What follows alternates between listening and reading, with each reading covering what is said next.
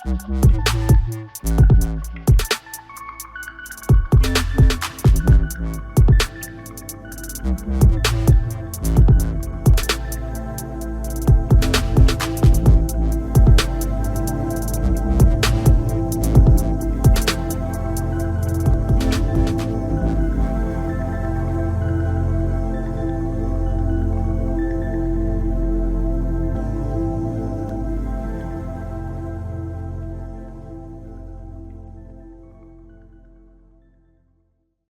there guys, what's going on? So in today's episode, I'm going to be filming Chris Manak. He is Lifestyles coach, and I'm currently in, off Burke Street. This is just a mad little graffiti place. I just thought I'd come here, chill out a little bit, you know.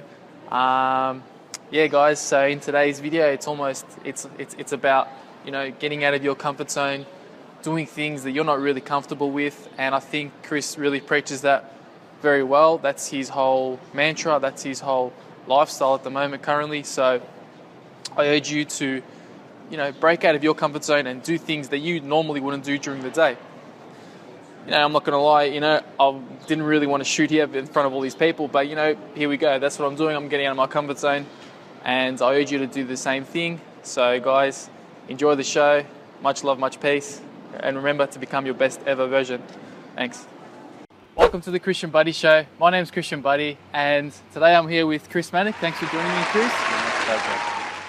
Now, the reason I wanted to get you on the show today is because I'm curious about what you do. I learnt about what you did. We met up at the Lair meetup, and you kind of sparked my curiosity. So, do you mind telling the audience what your profession is? I guess technically I would be a dating and lifestyle coach.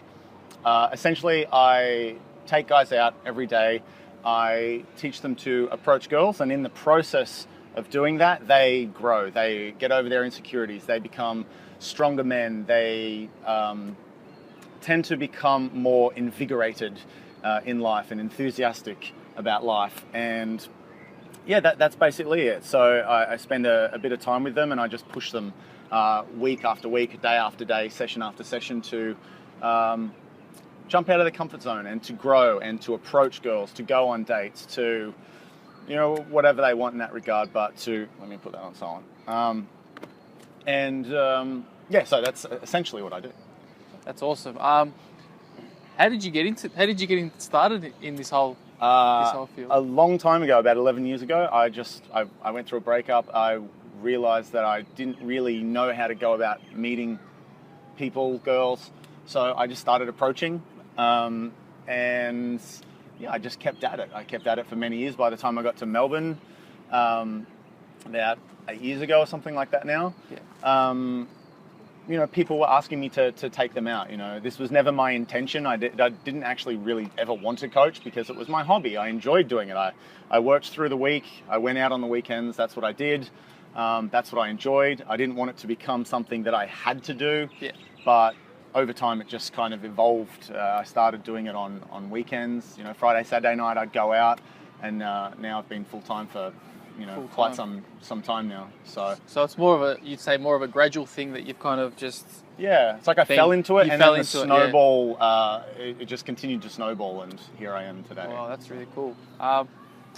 What's your opinion of people that dislike the pickup community, like more say feminists, and kind of, you know, the whole Julian Blanc thing, how yeah. he pushed up that thing on the media, don't date fat chicks or whatnot, and yeah, and a lot of feminists kind of, he made a massive uproar. Do you have any opinions on? Well, I mean, I think there's a big difference between hating. I mean, you can't say that that's all of us. Yeah. I guess you know, I get tarred with the pickup artist brush. I don't really like the term, but you know, that's, if someone goes looking for a pickup artist and they find me, great, because then I can kind of direct them into something that I think is probably, you know, a healthier approach. But you know, I'm different. I coach differently. I'm focused as much, if not more, on lifestyle and growth. Yeah. And you know, my clients will tell you I can be quite masochistic. I want my guys to go through that that crushing pain, that shattering of the ego, because that's what you need to go through. Need to, but it certainly, gets the process going much faster if you do go through that. Right. So, I just kind of use approaching girls and dating and pickup artistry or whatever. Yeah. I use that as a vehicle for growth to grow guys. So, I mean, look, different people coach different things. I've said before, you wouldn't go and get shit meat from a butcher and just go, butchers are shit, Yeah. It's, so, I mean, if people don't like what I do, I would say they don't know enough about it. They don't know me. They've just looked at it at a shallow level, or, made their own assumptions, inaccurate assumptions. And yeah, I definitely think my personal experience, I've been kind of trying to day game once a week with a bunch of mates, and I've found that I've been rejected a lot of times, but I really feel that rejection is what pushes you out of your comfort zone. Hugely. I always say to guys, like, it's the rejection that grows you, because you go out and you approach a girl and you go on a date and it all goes wonderfully. Great, that's awesome, and you do learn some things. But if a girl sort of shuts you down, or you get rejected, you have two options there. One, you can just go down and you can be shattered and you can be depressed and you can blame the world and blame the girl or do all that. Or you can kind of feel that pain, and you have the option to sort of self-generate some good emotion. You have the option to step back from that and go, no, I'm a fucking good person, and here's why. Here's why I like myself, and here's why that doesn't matter. It doesn't mean the girl's a bad person. Yeah. It's just that we didn't click. I still really like myself. So, ironically, rejection will teach you to love yourself a lot more and be a lot more accepting of yourself, and it'll teach you to be the master of your own emotions rather than just being, at the whim of whatever happens. That's really awesome. I was going to make the point. You mentioned before the shattering of the ego. Do you want to elaborate on that point that you made? Because I found that's really interesting, that point, shattering of the ego. Well, I think we all have ideas of who we are and where we belong in the world, and where we belong in the social hierarchy and all that sort of thing. And that can get shattered. I've coached some really attractive guys, some really successful guys, some really, guys that are sort of even out there in the public eye. And they are sometimes the hardest guys to approach, because they do have that sense of... There's a blockage. Would you want to say a blockage? Yeah. Or? It's kind of, this is where society has put me, and I've been here my whole life. So having a girl telling you to fuck off, or having a girl just like not wanting to talk to you or something, all that comes into question, So all of our egos attached to certain things. Yeah. A guy that's interested in this is no different than, the goths up at, at the train station up there. Because we all identify with something. Because life is basically meaningless. That's a whole other fucking video. But because at least if there is a meaning, we don't know it. Yeah. So we identify with things, and that gives us meaning. That kind of fills that existential void, So when that comes into question, and when we're forced to question everything that we think we are and where we belong, you have no choice but to grow. Yeah. I found that, bringing it back to my personal experience, that when you get rejected, there's just a feeling inside of you that you just that's the ego dying. And but you just got to take a step back, just breathe, and Well, take a moment. Take a moment to. What's it telling you about you? Because if you have a reasonable sense of self-esteem, that shouldn't hit you that hard. And if it does hit you that hard, that's a good opportunity for you to grow through that. Yeah. I've actually noticed that with my mates that are not into gaming and not into this self-development path, when they get rejected by a girl, they just take it so personally. I've met guys who have not gone out for months because a girl shut them down. So it's running away from one of life's most amazing opportunities. So that's fucking hard. I get it, man. It's hard. Do you have any what about your personal experience? Do you have any funny stories to tell, or any experiences that you went through ego stories. That you want to share with the camera? Heaps. God, where do you even start? I've mentioned before the time that a girl, because I'm from Newcastle, I've mentioned before in interviews that a girl slept with Ben Gillies, and he gave her a fake phone number, and it turned out to be my phone number, Ben Gillies from Silja. And really? Yeah, and so she texted me going, I had fun last night, and I'm just like, I was home last night. Anyway, so we went back and forth, and found it hilarious to see what had happened, and she wanted to meet. By the end of it, it's a true story. By the end of it, she was sending me, topless photos and stuff like that. And she was an indie grid girl, so she was quite attractive. And I stood her up. I went to the date, and I was like, I'm too scared to do this. I just bolted, so I didn't go. So I've been through my own ego shattering, and still, it's on a daily basis. Being in business as well, you've got to. Dealing with fucking haters, dealing with people who don't like what you do, or people who just want to see you crash and burn. It's just, be it with girls, be it in business, be it anything, spiritual growth, whatever it is. There are some people that don't want you changing, and you've just got to learn to step back and be just stay in yourself and try not to get kind of pulled into it too much. So, God, I got stories up the wazoo. Yeah. Definitely. So, just having.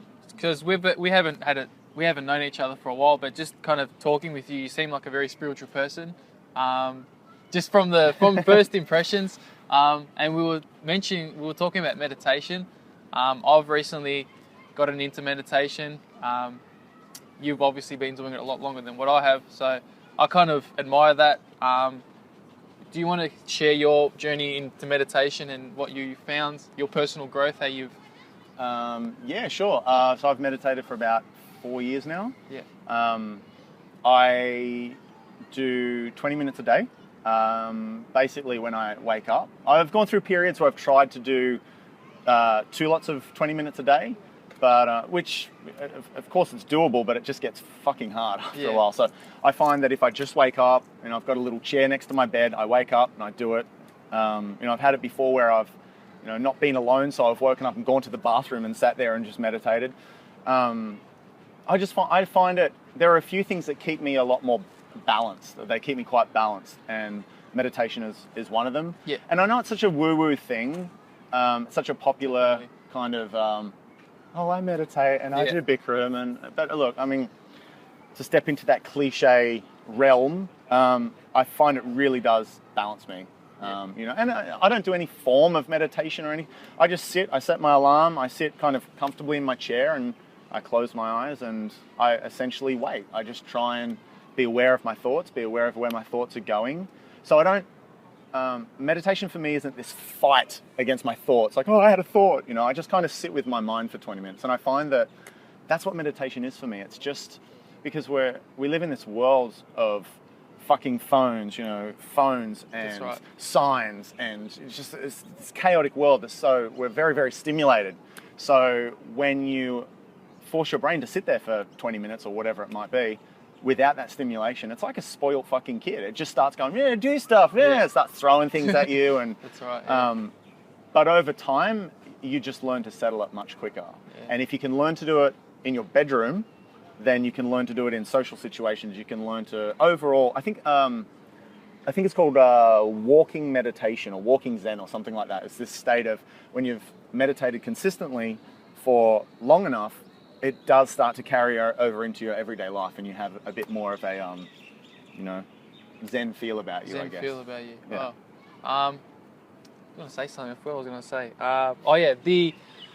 The mind's a scary place. I just want to make the comment that if you go into your mind with all your thoughts and all that sort of crap, I find that it can be quite a scary place. Yeah, for sure. Like reoccurring thoughts when you're a child or whatnot. And, pay attention to them.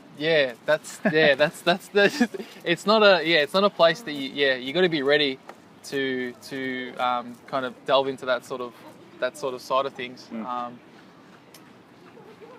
Next question. Do you have any advice? Let's say for like the average male watching that's frustrated with his dating life, what advice can you give to him? Don't be a pussy. Don't be a pussy. Go out and approach.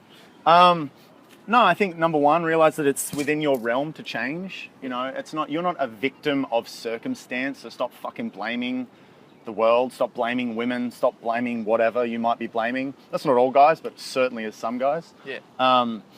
And just decide, man, we've got the fucking internet. You've got so much information there that can just get you started. You'll probably have to wade through a whole bunch of shit information in order to find what works for you. But I mean, especially in a place like Melbourne, you're surrounded, like, you know, there's fucking people walking past. Like, and if any of these girls are single, you know, they want the same thing as you. They want they want to meet a guy, you know, as much as you want to meet a girl. Yeah. So regardless of if you want a relationship or if you just want to get out there and meet a bunch of girls and have a lot of fun and, you know, sex and all that sort of stuff, whatever you want, there are people out there of the opposite gender who want the same as you, and they're right fucking there. They're on your doorstep. So, and it's not, you know, I make that sound, I'm being a bit sort of facetious there, but at least try. Make a step. Go to a bar. Doesn't matter if you stand there all night. That's what I did for ages. Went to a bar, just stood there, just hoping something would happen. So just, you know, with the internet, plus living in a city like this or wherever viewers may be, there's a shit ton of options. So just get going. What is it that you find most frightening? And Google that shit. If it's approaching girls, how do I approach girls? If it's confidence, how do I have more confidence? If it's, you know, I'm shit at conversation, how to be better at conversation? You know, everything that you need is at your fingertips, and all the real world experience that you need is just outside your door. So it's right. It's right there. That's right, you know. Yeah. That's right. Now, I think we might. Is there any other comments you want to make to camera, or any other things you want to share? I'm just going to edge this way slightly because the sun's creeping onto my bald head and it's hurting. All right, guys. Well, we might keep this interview short and sharp. So, if anyone's interested, how can people reach you? What's the best way to? Sure. My website is Manik Workshops, MANIC workshops.com. Yeah, and you can flick me a message through there. I'd be more than happy to assist in any way I can. Awesome. All right, so guys, you've got Chris's details there. I'll pop all the details in the links. Please provide some comments or feedback on this show. Would love to hear from you guys. Thank you very much. This has been Chris. Thank you very much. I'm doing a vlog today. That's what I'm doing. I'm going to be talking about 3 topics. Number 1, entrepreneurship. Number 2, spirituality. Number 3, pickup. Yeah, pickup. Let's do it. All right. Number 1, entrepreneurship. So recently I've just embarked on my journey to become